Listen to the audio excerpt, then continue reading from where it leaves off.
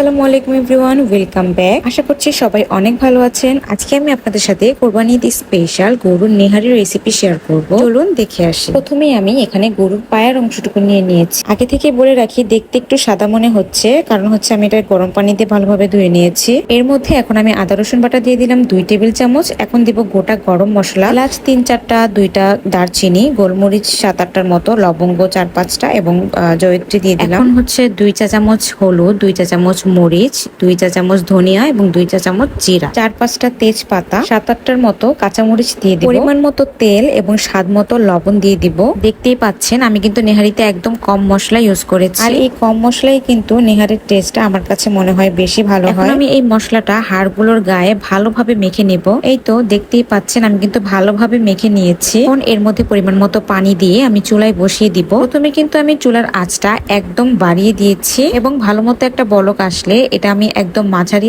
আঁচে প্রায় 3-4 ঘন্টা রান্না করেছি। নেহারি রান্না করতে কিন্তু অনেক সময় নিয়ে রান্না করতে হয়, কারণ যত জাল পাবে ততই কিন্তু এর টেস্টটা বাড়বে। কিন্তু নেহারি রান্নাটা একদমই শেষ পর্যায়ে। এখন শুধু এর মধ্যে ফোড়ন দিয়ে নামিয়ে নিব। আমি এর মধ্যে শুধুমাত্র শুকনা মরিচ এবং পেঁয়াজ দিয়ে ফোড়ন দিব।